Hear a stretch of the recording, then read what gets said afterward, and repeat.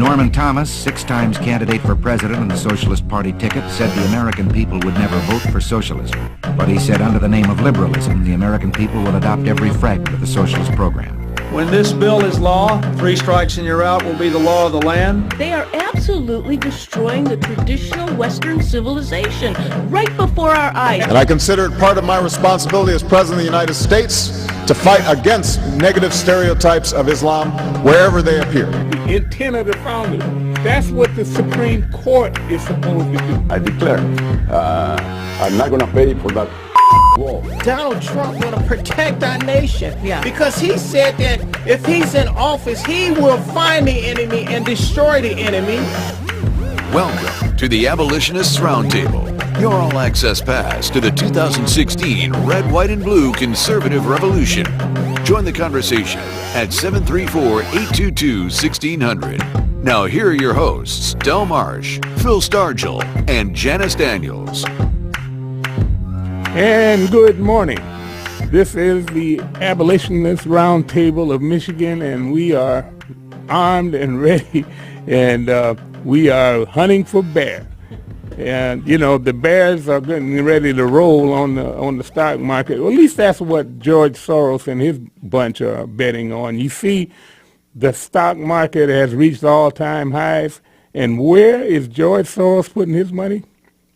He's putting his money that the bubble will burst, and again we will hit the markets will crash, and he will reap a massive amount of money. And he's not the only one, but we are going to keep an eye on that. But I just wanted to make mention of that because you hear during the week the stock market is in territory that has never been before.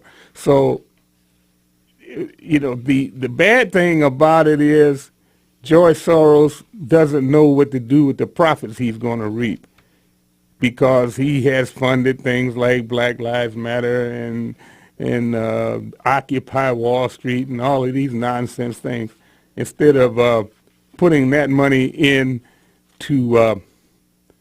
the neighborhoods that he is raising so much money to, well, just spur insurrection. And so now the neighborhoods have an offer from Donald Trump that says, you know, you had nothing to lose because the policies that you have championed the Democrats with and rewarded them year after year after year have not worked, but yet and still you continue to stay with them. So my question today out there, folks, before we get too much further, and I'm going to introduce the rest of the roundtable this morning, are you willing to give Donald Trump and his policies a chance to see whether or not he can make America great again? And that's the question I have for you out there. So if you have an answer to that, you know, you can give your opinion, and we will see how it goes for the next 4 years. You can join us by calling 734-822-1600, and we'll put you on and let you give an understanding of what you think about the next 4 years. What do you think, Mayor? Well, Phil, I'll tell you, I'm bouncing around the walls like one of those super balls. I get thrown at one wall with an announcement of a Donald Trump administration nominee, and I'm happy as a pig in a proverbial place. Then I go careening off another wall, and I'm going like, I hear another announcement, and I go, oh no! But I'll tell you something, Phil. Every single nominee has some level of logical expertise in the area in which they're being placed, and it represents draining the swamp of the academics who have no practical understanding of how to create a job or how to keep us safe or which bathroom we should even be using. Yes. And so I have to defer to President-elect Trump's decidedly determined leadership skills. I'm done being led around by the nose by the mainstream media. All right. I'm telling you, because they are creating a false environment with fake news. Yes. And see how they go back after they get beat at the game. Yeah. They go back into their locker room and they start trying to dream up other ways to divert the attention of the people from what's important. Yes. Now this woman, the fact that a fake leader like Hillary Clinton, who's the queen of fake news, stands before a fake audience lecturing us about fake news is Yeah. preposterous. She ran a whole 200, how much did she spend? Close to $1 billion on fake information. Yeah, exactly. And she lost. Yeah. Knock, knock, she And lost. badly. Yeah, yeah. And quite frankly, Phil, you know, we talked about this. Should she go to prison or not? I'd like to get the audience's interpretation of that. Because I have a fear that if she's in real prison for her real crimes, she's going to have an opportunity to poison the minds of the people who are probably some of the most vulnerable people in our society. Those people who believe that they have to commit crimes in order to get by in this world. I'd rather see us create a fake prison of irrelevancy where she's given a fake microphone so she can have a fake belief that anything that she says even matters, because it doesn't. And us in the real world don't have to be poisoned with her fake understanding of the world in which we live in. I'll tell you, I'm hot today. Yes. How about, maybe downtown Detroit and put her in and give her a microphone and let her rival some of the liberal media. Well, she'd have to be given that fake microphone because, quite frankly, the people of Detroit don't need to hear another word out of that woman's mouth. I agree. I'll tell you, I love listening to Donald Trump. I listened to his speech in Grand Rapids last night, and I find that as I'm listening to the news, again, I'm bouncing off the wall. I don't know for sure if this is good, if this is bad, but then when I listen to Donald Trump himself speak, and he has such a natural ability to be a real man. Yeah. I like that. So, I'm right along with you, man. What do you think in terms of you and I being ecstatic about the fact that he got elected, and he did it by spending less money and he made he called attention to that fact that he spent less money than Hillary. That's right. And he let his instincts have sway over the decisions. You know, people were questioning. I remember them actively questioning, what is he doing in Minnesota? Yeah. Well, I'll tell you what, it gives me real hope to see a real man appointing real men to lead our military. Again, all of the people that he is nominating, not appointing, excuse me, but all the people that he is nominating have practical experience in the area that they've been nominated to represent or to lead. I'm thrilled with it. I'll tell you what, if I could give President-elect Trump a Christmas present, I'd give him 2 books. I'd give him a copy of the New International Version of the Holy Bible so that he can read and understand the foundation of Western civilization. And I'd give him a copy of The Law, written by Frederick Bastiat, so that he could understand that the true purpose of the law is nothing more than organized justice. That's what Frederick Bastiat said. Organized justice. And any attempt to use the law to take something away from people who it belongs to and give it to other people to whom it does not belong is called plunder. Yeah, and that seems to be the hallmark of this administration, the present administration. Absolutely. They have violated their oath of office in a very negative manner, and they have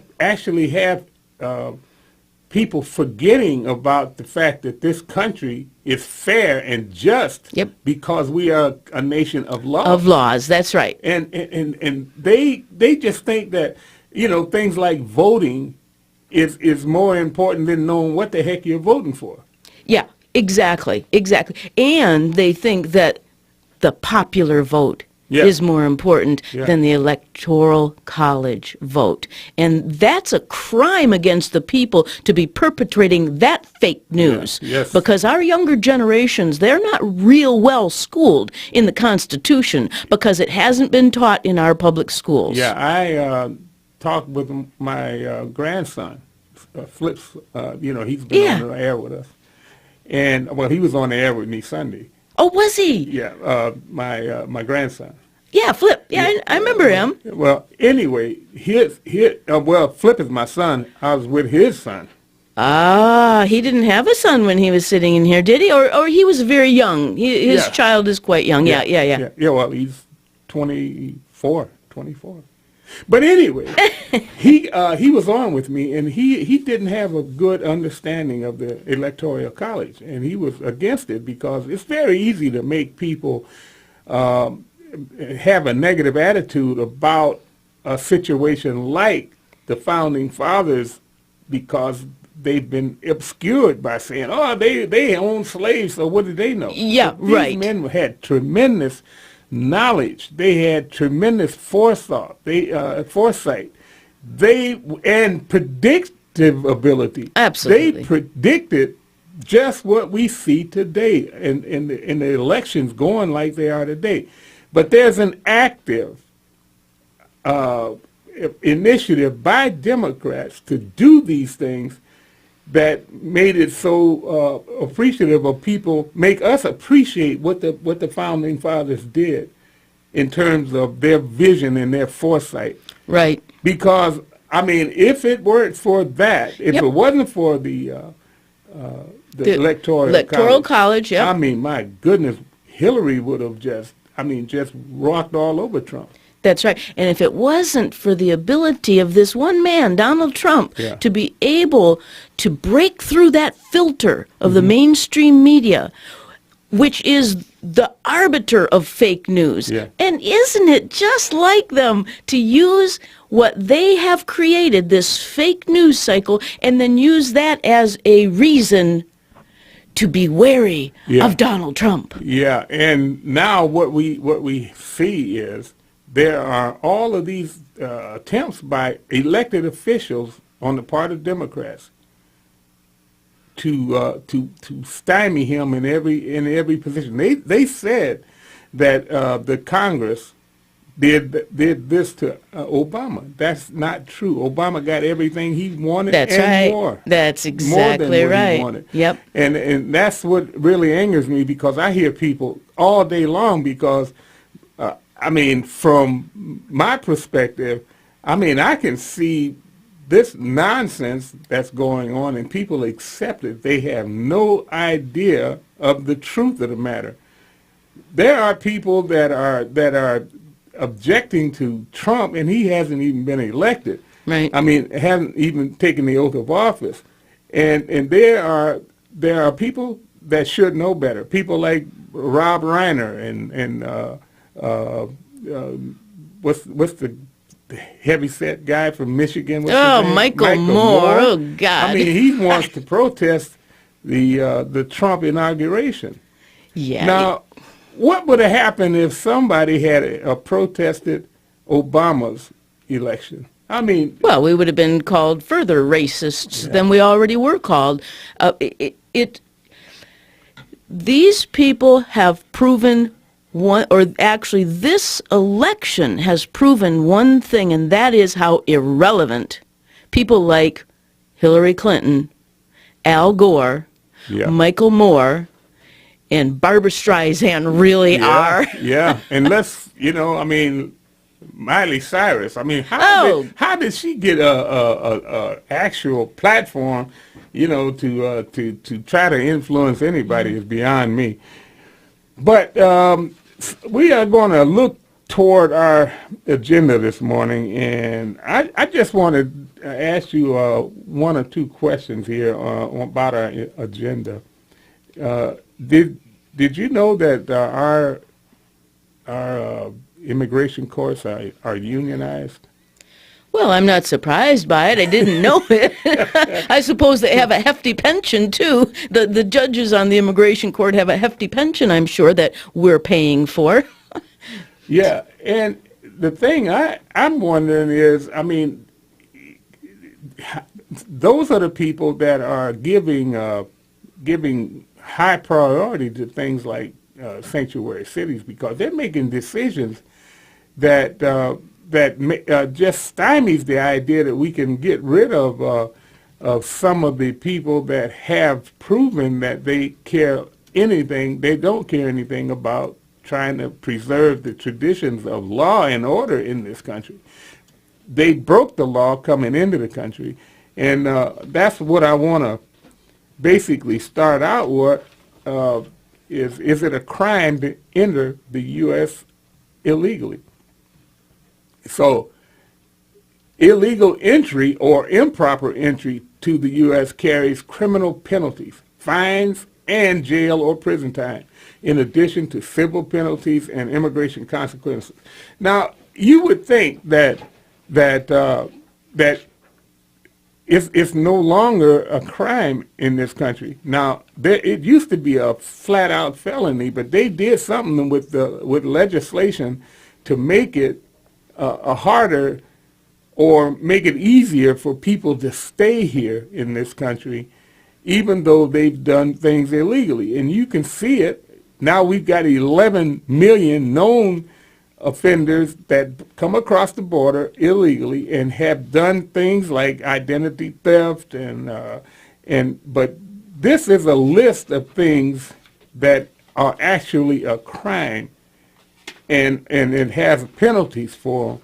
And this is the list of things here. If you'd like to take a look at that, maybe you can point out a few things that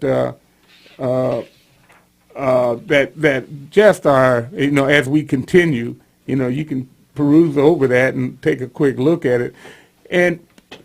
But the thing is, the law is being immigration law, ICE, and other departments are being stymied by things like sanctuary cities. There is a law that says that if the federal government will give local cities and local law enforcement agencies money to shore up their programs to help them take off the streets people that have been arrested and found to be illegal. Now, they want to in these places that offer sanctuary cities, they want to say that just the fact that you want to enforce the law makes it some kind of totalitarian state. And that's basically what their reasoning is for offering sanctuary cities. Because the sanctuary city idea, and California is even going further, talking about sanctuary, the whole state in itself.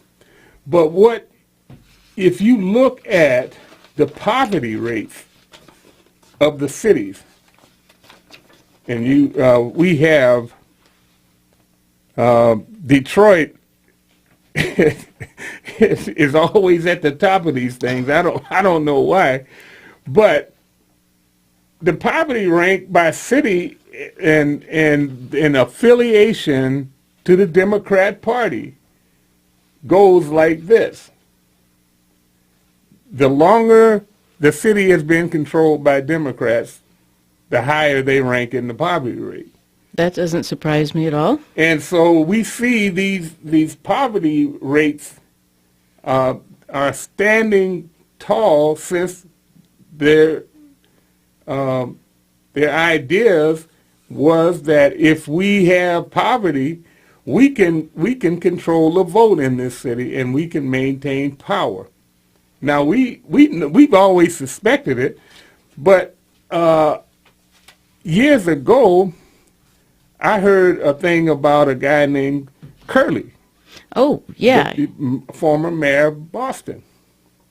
Yeah, that was, what's his name, James Michael Curley. Yeah. And they came up with this idea to use his policies in order to maintain power. And that's exactly what they've done. Places like Detroit, Detroit is it's only had Democrat control since 1961. But you go to places like, let's say Philadelphia, that's since 1952. Newark, New Jersey, they're number 10 on the list. They've been controlled by Democrats since 1907.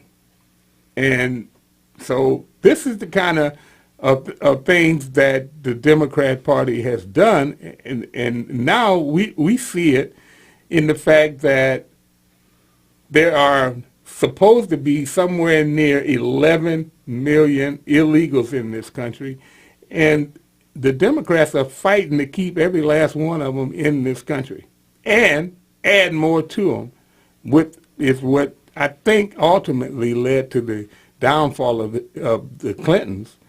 Was their idea to add more people in here from Syria, disregarding the fact that, you know, we can't determine who is coming into the country, but they want to let them in here anyway. Yeah, that's right. Well, there's a man named Mark Hendrickson who wrote in Forbes magazine, the definition of the Curley Effect is a politician or political party can achieve long-term dominance by tipping the balance of votes in their direction through the implementation of policies that strangle and stifle economic growth. Counterintuitively, he says, making a city poorer leads to political success for the engineers of that impoverishment.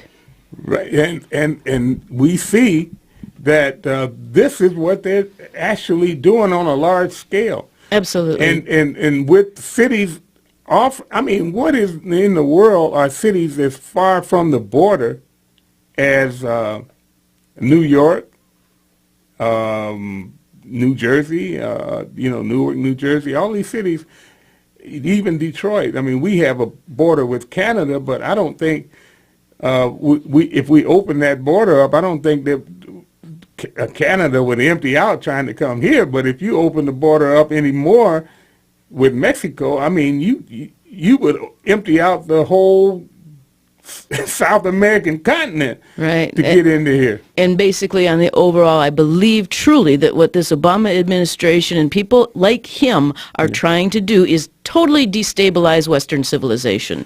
Yeah. It totally destabilize America.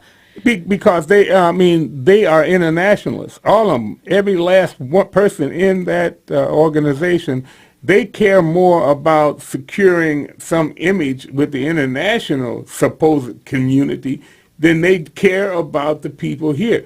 They will tell you that they care about the people here, but the only thing they're concerned with is securing long-term political indebtedness from the people that they hand out everything from the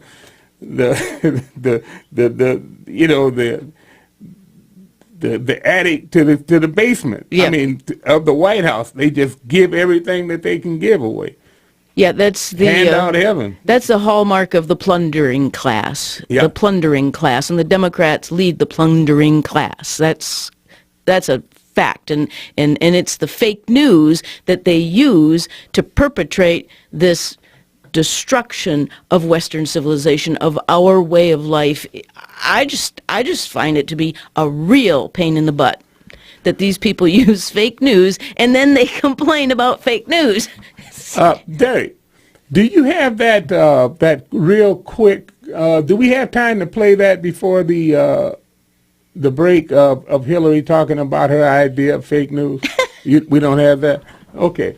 But anyway, we're going to, before we get to the break, I want to take this call. Who's that on the line, Derek? I don't see the... Gary. Okay. Let's put him on before the break. Good morning, Gary. Hey, good morning, Janice. Good morning. Hey, sir. Good morning, Gary.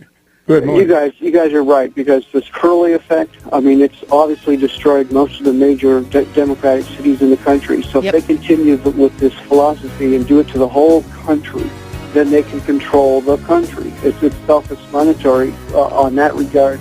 And as for the fake news, Gary, I'm sorry. Let me hold you over, and we'll get back after the break, folks. We're going to go to break, and if you'd like to join the conversation, the number is 734-822-1600.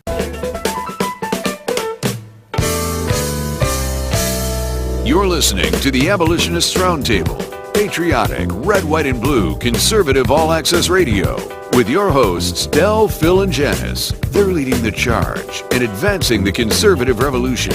Join the conversation at 734-822-1600. And we are back. And Gary, I want to put you on and let you finish up, and then we're going to go to that quick soundbite if you can manage that for me.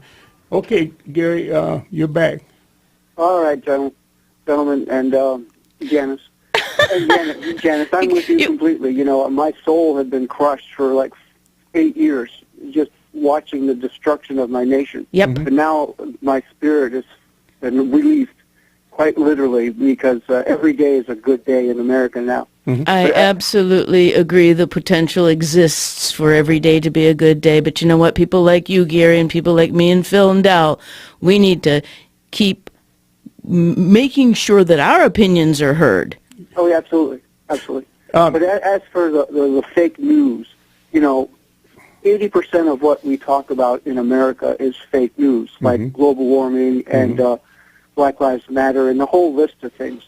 But see, they don't mind because they have a fake political party that has a fake president. That's true. These people have just plain abandoned all reality. They have no idea what it means to be an American or how to fight for America or how to defend America. They're all about their own statist and socialist agendas that have nothing to do with my country. But they were in power for so long that it's going to take a while for us to beat them down, beat them back. That's why it is so important that we keep putting out the information, and we as citizens make sure we hold Donald Trump's feet to the fire. That's exactly right. Now, I'm not, and I know Mayor Janice is not saying that this guy is the perfect candidate and he's going to change everything overnight. It's going to take a lot of effort on our part. That's right. To make sure that what we want is done. He seems to have opened the portal for the average citizen to have a voice in a country that's founded by, for, and of the people. We have been forgotten. I mean, it's not like I'm saying anything new. Trump has been saying it. Sean Hannity's been saying it. We are forgotten men and women. And it's about time we have a voice. And I think that he's provided a portal for us to be able to have a voice. And when we hear the left say something silly like it's time for us all to come together and stuff, ignore them. Yeah, exactly. I don't want to come together with them. I want them to be pulverized. I want them to be atomized. I do not want them to have anything to do with my country. They're not my friends. They are not my family. They are literally the enemy of the state, my country. And I don't want to get along with them. I don't want to hear their point of view. I want to ruin them. Well, Gary, again, I sometimes caution you with your the images that you create. We want to pulverize their ideas. Yes, we want to pulverize the destruction of the rule of law. We want to begin to have a country that's based on the rule of law, that's led by real men, that know which bathroom I should use and which bathroom he should use. And more importantly, the whole idea of a rule of law is to have a basis to begin from and to end at. Right. I mean, if you have this idea that everybody's ideas are as good as yours or better, then what's the point? You know, if we can pulverize them within the rule of law, I'm all for it. Yeah, we can do that by not allowing the nonsense that we've seen over the last 8 years to continue. Well, it's even longer than 8 years, quite frankly, because a lot of the policies that Obama put on steroids, George Bush instituted. Yeah, sure enough. And in fact, as I say, I think 100 years worth of man's laws needs to be burned at the pyre, because it's God's law that needs to be instituted. The fact that we have a man that is now elected to be president who says 80 to 85% of the regulations need to be wiped out, that is so refreshing to my way of thinking. That's a reason to rejoice. Absolutely. Hallelujah. And if he sets back all the regulations by 30, 40, or 50 years, and then Pence, when we elect him, in 8 years does more, we have a real chance to save this nation. Well, but we have to play it out, and we have to keep fighting. That's Thanks, right. guys. You take it easy. Thank you, Gary. Thank you for calling. You know, I've said that I don't want our generation's legacy to be that of having given our country over to the communists. Yes. I don't want that to be our legacy. Now we have an opportunity to set the ship straight. Yeah. And I'm so relieved and pleased about that. Well, that's the thing. What you mentioned, a lot of the laws and a lot of the stuff was instituted by George Bush. And let's be clear. When George Bush, the first, got to be president, the first thing he did was reverse the policy of tax cuts. The first thing he did was raise taxes. Right. And that allowed the Democrats to discredit the concept of cutting taxes and raising revenue by the fact that you cut taxes. They tell you, oh, that's going to cause us to have deficits, and the deficits are going to cause the economy to collapse. But there's one thing: we never cut the spending. Absolutely. And that goes back to, and I say it goes back to Watergate. And people just look in your own history books. When Nixon was impeached, they went the idea of deficit spending, because we had people in the Senate that on the Democrat Party side of the ledger that were against deficit spending. And they cooperated with the Republicans, and it kept our budget pretty close to being balanced. But after we went to baseline budgeting, it skyrocketed. So these are the things, and things, when you hear things, people say things like actions have consequences. Those things had consequences. We have a $20 trillion debt. Yep. And now we are going into this idea of monetizing the debt, capitalizing off debt. That's what George Soros and his people, and other people like him, some of the billionaires, by selling short in the markets, and they actually make money when the stock market is losing money. Well, you know, in defense of George Bush, I believe that he had advisors around him that gave him very poor advice. For example, Hank Paulson. I think he gave him very poor economic advice that led to the housing crisis of 2007, 2008. So again, it's really important who Donald Trump is surrounding himself with. Just so important. And you know about what you speak, because you know the policies that came out of Paulson led to the crisis in housing, starting with the ninja. Well, you know, the long-term effect of that whole thing was the powers that be, what you know, not I hate to call them the Democrat Party, because there's Republicans that are just as bad as they are. The plunderers, what they did is they set up a series of laws that caused the crisis, and then they come in as the superheroes after the crisis has devastated our housing market, and they crush the private lending industry with a new round of laws. The Consumer Financial Protection Bureau needs to be wiped out, and Donald Trump is talking about that. He's talking about eliminating Obamacare and eliminating the Consumer Financial Protection Board, which of course is a fake name in and of itself. See how they do that? They say, oh, the Consumer Financial Protection Board. Oh, so we have to have this in place because we're protecting the consumer. And anytime you talk about it, here comes those boo birds out of the Congress talking about, oh, you can't do that. That's for the people and all of that. Yeah, exactly. They use the fake news to promote something that is devastating the private sector. Now, what I call it is, the Democrat disaster city, and other people call it the same thing. And that is what we see. That's Washington, D.C., the Democrat disaster city. if you look at it, I mean, it allows people like Bill Clinton and Hillary to go around and say that the times of the time that Bill Clinton was president, that this was a time of prosperity. Oh, Hillary used to say, oh, he's done great things with the economy during his tenure. It was Newt Gingrich's policies. Not only that, it was the dot-com explosion in Silicon Valley that played like a perfect storm. That made it look like Bill Clinton was doing such wonderful things.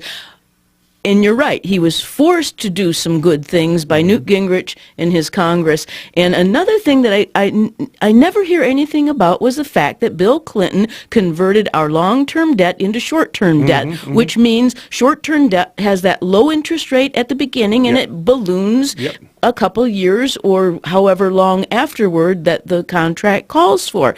And we never quite heard when that short-term debt was converted back to long-term high interest rate debt that could be one of the sources of our ballooning deficit.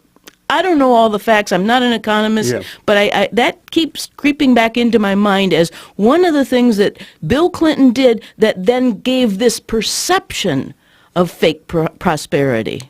And that's what the Democrats do. They intermingle it so much with policies, and then we have the people on the Republican side of the ledger that are supposed to be, a lot of them say that they're conservatives. They're not. No, they're supposed to be the guardians. Yeah. And that's why I was glad that you made mention that some of that came out of the Bush administration, but there was 2 Bush administrations. That's right. You know, that led up to this. So, and like I said, the first George Bush, he did the worst thing he could have done, but he was afraid to challenge the Democrat Congress and shut the government down. I have no idea how it is possible that if the Democrats are president, then it's the Congress that shuts down the government. But if the Democrats run Congress and there's a Republican president, then he's the one that gets That's famous. That's so good. So that has made a lot of people weary of the Republicans because, you know, they appear to always have some excuse. You know, when you remember when we went to Washington D.C. and it was about getting the health care and all of that when we went down there. But the thing about it was the Congress didn't have anything to do with the health care. I mean, the Republican Congress. But yet and still, guess what? They got creamed for saying that they would not help Obama do anything. No, they didn't either. They didn't participate, or they gave him everything he wanted. That's right. Well, Phil, I have to tell you that million-person Tea Party rally was where I first met you, so I am really grateful for that time that we shared together in that van going to Washington, D.C. There was more fun. We had more fun. I'm telling you. 5 complete strangers. Well, I don't know. Did you know... did you know Sheila at the time? No. You hadn't met... No, I think I did. Yeah. Okay. Yeah, I knew Sheila. Yeah. I mean... But we were virtual strangers. Yes, and was that a day? Oh, I mean, I tell you, that was so much fun. And, you know, and that's the fake news. I love the fact that the Democrats have come up with this new concept called fake news because it fits their MO so perfectly. Yes, they are the fakest of the fake. Well, Barry, maybe we can give the audience out there just a little bit of what Hillary Clinton said about the fake news. Can you bring that up now? Okay, here we go. Let me just mention briefly one threat in particular that should concern all Americans, Democrats, Republicans, and independents alike, especially those who serve in our Congress. The epidemic of malicious fake news and false propaganda that flooded social media over the past year. It's now clear that so-called fake news can have real-world consequences. This isn't about politics or partisanship. Lives are at risk. Lives of ordinary people just trying to go about their days, to do their jobs, contribute to their communities. It's a danger that must be addressed, and addressed quickly. Bipartisan legislation is making its way through Congress to boost the government's response to foreign propaganda, and Silicon Valley is starting to grapple with the challenge and threat of fake news. It's imperative that leaders in both the private sector and the public sector step up to protect our democracy and innocent lives. Okay, Derek, thanks a lot. You see the deception that is always present in any type of speech. You know, she's saying we need to guard against the fake news and things like that. That's not what she wants. She wants protection for one side of that equation, her side. And you've noticed that that the media, all through the election cycle, they gave you what they wanted you to hear. And that is, and people like yourself and me, and we look at that and we say, well, that's just business as usual. That's what they've been doing. Well, yeah, and you really couldn't decipher between what was real and what was fake when 95% of it was fake. I love the fact that Donald Trump is using Twitter, of all things, to get through to the people. Yeah. And immediately, he counters the argument. And you hear people in the media constantly say Donald Trump needs to stay off the Twitter account. Well, you know, I'm sitting there thinking, well, is it well, he's got 30 million people, and he can go around the news and get what he wants to say out. Now, somebody said that he needs to have one person sit there and not censor it, but edit it before it goes out. I disagree. I'll tell you. This is fun. Yeah. This is fun watching a real person give his real opinion about real events. It's fun. And if you remember, that's what brought Donald Trump to the forefront in the presidential election. He said early in his run that political correctness had to go.